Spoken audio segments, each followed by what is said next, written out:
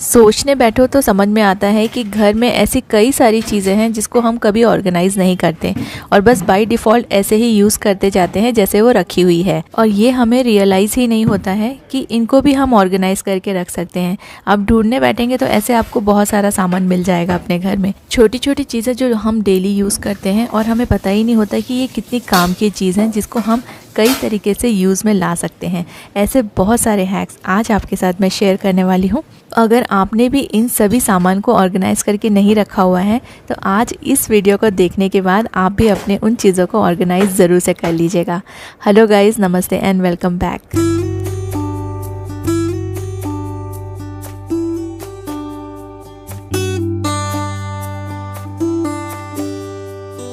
आज मैंने living room के पूरे कर्टन्स निकाले थे और इनको मुझे वॉश करना है, लेकिन हमेशा प्रॉब्लम ये होती है ना कि कर्टन्स हम लोग 2-3 तरह के एक साथ लगाते हैं। जैसे मेरे यहाँ पे वाइट एंड येलो के कॉम्बिनेशन में कर्टन्स लगे हुए हैं, तो बहुत बार ऐसा डर लगता है कि इनको अगर हम साथ में धोएंगे तो एक दूसरे का कलर इनमें ना लग जाए। लेकिन अलग अलग धोने में भी बहुत ज़्यादा टाइम वेस्ट हो जाता है, क्योंकि एक ही साथ एक ही राउंड में ना ये अच्छे से वॉश भी हो जाते हैं। तो आज मैं इनको साथ में ही धो रही हूँ। वैसे नॉर्मली इस येलो वाले कर्टन का कभी कलर निकला नहीं है, बट मैंने इसको हमेशा ही सेपरेट वॉश किया है, तो मैं श्योर नहीं हूँ कि इसका कलर लगेगा या नहीं लगेगा। बट टाइम सेव करने के लिए मैं इन दोनों ही कर्टन्स को एक साथ धो रही हूँ। तो काफ़ी सारे वाइट कर्टन्स भी है और 4-5 येलो कर्टन्स है, लेकिन ये थोड़े हल्के हैं, इससे ये सारे कर्टन्स एक साथ वॉशिंग मशीन में एक ही साइकिल में वॉश हो जाएंगे और मेरा बहुत सारा टाइम भी बचेगा, और फिर ये जल्दी से एक साथ सूख जाएंगे तो मैं इन्हें एक साथ ही वापस से लगा भी सकती हूँ। तो इसके लिए मैं कलर कैचर यूज़ कर रही हूँ। तो मुझे अभी कुछ कमेंट्स आए थे कि आपने ये जो कलर कैचर यूज़ किया है उसे कैसे यूज़ करते हैं और कौन सा यूज़ करना चाहिए। तो कलर कैचर आपको बहुत सारी कंपनीज़ के मिल जाएंगे, आप किसी भी कंपनी का यूज़ कर सकते हैं। तो बस आपको ना एक शीट लेना है, एक साइकिल में या एक वॉशिंग में एक शीट यूज़ हो जाती है, इसे आप दोबारा यूज़ नहीं कर सकते हैं। तो जब आप ऐसे कपड़े डालें ना जिसका कलर निकलता है, तो आप उनको साथ में डाल दीजिए, तो आपका जो ये शीट्स है ना वो वेस्ट नहीं होगा और एक में ही आप काफ़ी सारे वॉशिंग कर सकेंगे। तो बस ये शीट को आपको डाल देना है वॉशिंग मशीन में कपड़ों के साथ, और कुछ भी नहीं करना है, और कपड़ों का कलर एक दूसरे में नहीं लगेगा। हो सकता है आपको भी एवरी मॉर्निंग ऐसा सीन देखने को मिलता होगा जहाँ पे आपका वॉश बेसिन तो छोटा सा है, लेकिन आपके जो टूथपेस्ट और ब्रश है ना, सब कुछ उसका पूरा जगह घेरे हुए हैं और पूरा का पूरा जो वॉश बेसिन है इन्हीं सब सामान से भरा हुआ है। ये थोड़ा सा अनहाइजीनिक भी है और बिल्कुल भी आपका जो बाथरूम है ना उसको अच्छा लुक नहीं देगा। तो मैं एक ये ऐसा शावर कैडी यूज़ करती हूँ। ये 2 टियर है और इसमें मैंने कुछ ऑर्गेनाइजर्स रख दिए हैं। आप इसमें पुराने ग्लासेस या कप्स भी यूज़ कर सकते हैं, या फिर आप ऐसे जो होल्डर्स मिलते हैं ना, ये स्टील के होल्डर्स हैं ब्रश एंड टूथपेस्ट रखने के लिए या फिर कटलरी रखने के लिए, ऐसे हम लोग किचन में भी यूज़ करते हैं। आप इसको यूज़ करके अपने बाथरूम के छोटी मोटी चीज़ों को ऑर्गेनाइज़ करके रख सकते हैं। देखिए बाथरूम बहुत ही अच्छा लगेगा और जो वॉश बेसिन है वहाँ पर भी आपको स्पेस मिलेगा, और ये काफ़ी हाइजीनिक भी है, वॉश बेसिन भी साफ़ रहेगा।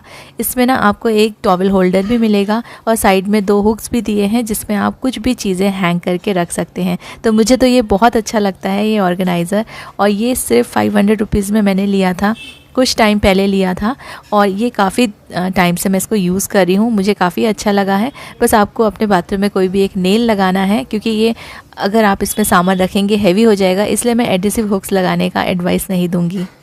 इसको मैंने थोड़ा सा ऊपर रखा हुआ है, इसलिए मेरी बेटी का हाथ नहीं पहुंच पाता है। बेटी के लिए मैंने यहाँ पे एक छोटा सा नीचे उसके लिए एक सेपरेट ऑर्गेनाइज़र लगा दिया है। इसको मैं एडिसिव हुक से ही लगा रही हूँ, ये इसके साथ में ही आता है। और उसके टूथपेस्ट एंड ब्रश रखने के लिए, टंग क्लीनर जो भी वो यूज़ करती है, मैंने उसके बचपन के ना ये 2 छोटे छोटे ग्लासेस थे, वो बचपन में यूज़ करती थी, तो इनको मैंने यहाँ पर रख लिया क्योंकि अब तो उसके यूज़ में नहीं आता है। तो यहाँ बाथरूम में उसके ब्रश या टूथपेस्ट होल्ड करने के काफ़ी काम में आएगा, और इसमें भी अलग से एक टॉवल होल्डर अटैच्ड है। तो बच्चों की चीज़ें आप ऑर्गेनाइज़ करने के लिए ये छोटा सा ऑर्गेनाइज़र यूज़ कर सकते हैं, बहुत यूज़फुल है, अगेन बिल्कुल भी कॉस्टली नहीं है। छोटी मोटी चीज़ें यहाँ वहाँ पड़ी रहती है, तो उनके लिए आप ऐसे छोटे ऑर्गेनाइजर्स यूज़ कर सकते हैं, जिससे आपका बजट भी नहीं हिलेगा और आपका जो घर है ना वो भी ऑर्गेनाइज्ड रहेगा और अनटाइडी नहीं दिखेगा।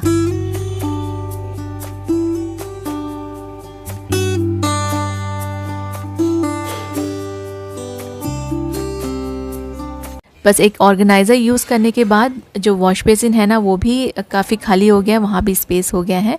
तो वॉश बेसिन में ये सारी चीज़ें नहीं रखनी चाहिए, अनहाइजीनिक होता है। और ये अगर आप साइड में रख देंगे तो आपको आसान भी होगा यहाँ से उठा के यूज़ करने में। सेम जो कंटेनर है ऐसे मेरे पास 2-3 हैं, तो यहाँ पे मैं हैंग कर रही हूँ इसको एडिसिव हुक की हेल्प से।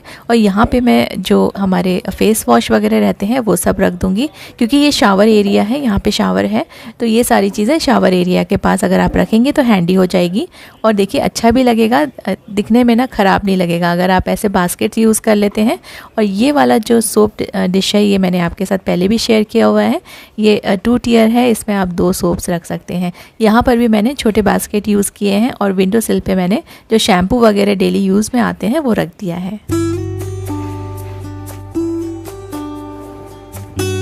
एक बहुत ही अच्छी सी चीज़ है जो हम लेडीज़ डेली यूज़ करते हैं, लेकिन ये इतनी काम की है ना कि हम लोग बहुत बार रियलाइज़ नहीं कर पाते हैं, क्योंकि छोटी सी चीज़ है और ऐसा लगता भी नहीं है इसे देख कर कि एक काम की चीज़ होगी। तो ये है हमारी जो क्लिप्स होती है ना जो हम बालों में लगाते हैं, वो बहुत ज़्यादा काम में आती है। जैसे सेफ्टी पिन हम लोग यूज़ करते हैं नाड़ा वगैरह डालने के लिए, तो आप इसको यूज़ कीजिए, सेफ्टी पिन मत यूज़ कीजिए, आप ये क्लिप यूज़ कीजिए। इससे ना आप किसी भी सलवार में नाड़ा डालेंगे ना तो ये बहुत जल्दी से हो जाएगा, फंसेगा नहीं बीच में, क्योंकि मैंने सेफ्टी पिन यूज़ करके देखा है बहुत ज़्यादा मुश्किल होता है, बीच बीच में टैंगल हो जाता है। और ये जो क्लिप है ना इससे जल्दी हो जाता है, क्योंकि क्लिप जो होती है थोड़ी सी बड़ी रहती है सेफ्टी पिन के कंपैरिजन में, तो ये जो काम है ये जल्दी हो जाता है। क्योंकि कई बार ये बीच में फंस जाता है तो बहुत ज़्यादा मुश्किल होती है, टाइम भी लग जाता है। तो ऐसे आप इस क्लिप को नाड़ा डालने के लिए यूज़ कर सकते हैं अपने सलवार या जो भी आप बॉटम्स पहनते हैं ना उसमें। छोटी छोटी चीज़ें भी काफ़ी ज़्यादा यूज़ में आ जाती हैं, अगर हम लोग ध्यान दें तो इन चीज़ों को हम अच्छे से यूटिलाइज़ कर सकते हैं।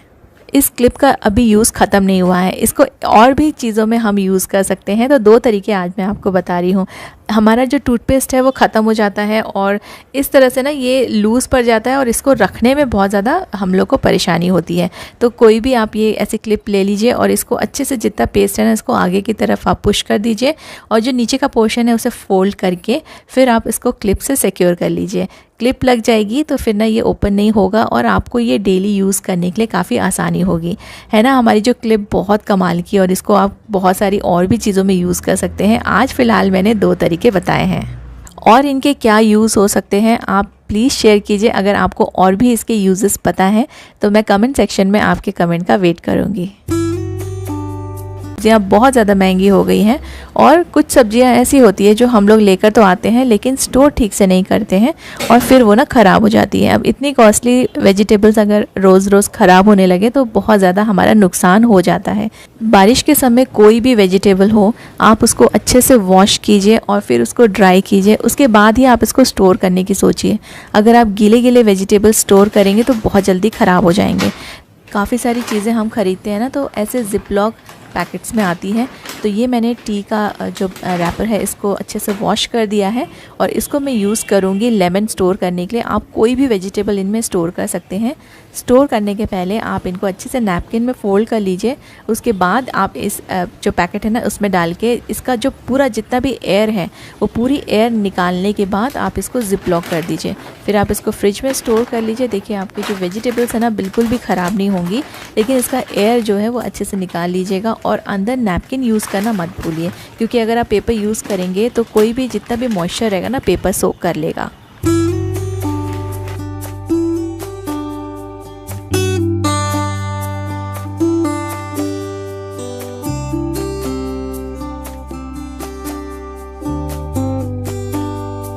किचन में जो सिंक होता है उसकी भी बहुत सारी प्रॉब्लम्स होती है।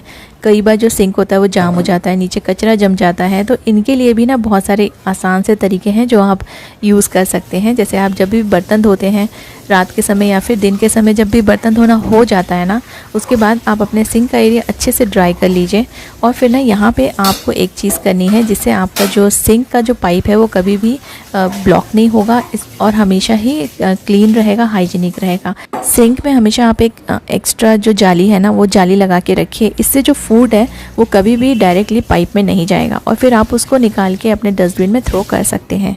इससे आपका जो पाइप है वो ब्लॉक होने से कई बार बचा रहेगा, क्योंकि फूड जाने से ही ये सारी चीज़ें ब्लॉक हो जाती है। तो जैसे ही आपका काम हो जाता है आप पूरा जो आसपास का एरिया उसको ड्राई कर लीजिए। और यहाँ पे आपको ना थोड़ा सा नमक स्प्रेड करना है। नमक को अच्छे से स्प्रेड कीजिएगा अपने सिंक में, पूरा चारों तरफ से आपको फैला के उसको अच्छे से नमक डालना है। नमक की जगह पे आप सोडा भी यूज़ कर सकते हैं। और इसके ऊपर से आपको चारों तरफ से फैला के गर्म पानी अच्छे से डाल देना है। इससे ना जो ब्लॉकेज है वो क्लियर हो जाएगी और आपका सिंक भी साफ़ हो जाएगा। अगर आप स्टिचिंग वगैरह करते हैं तो ये सारी चीज़ें अगर आप ऑर्गेनाइज रखेंगे, एक पाउच यूज़ कर लीजिए, उसमें सारी चीज़ रखिए। जब भी आप कुछ भी स्टिचिंग का काम करेंगे सब एक साथ आपको मिल जाएगा और ये सेफ़ भी रहेगा। तो उम्मीद करती हूँ आज का वीडियो आपको पसंद आएगा। आप अपने भी आइडियाज़ मेरे साथ शेयर कर सकते हैं। Thank you so much for watching.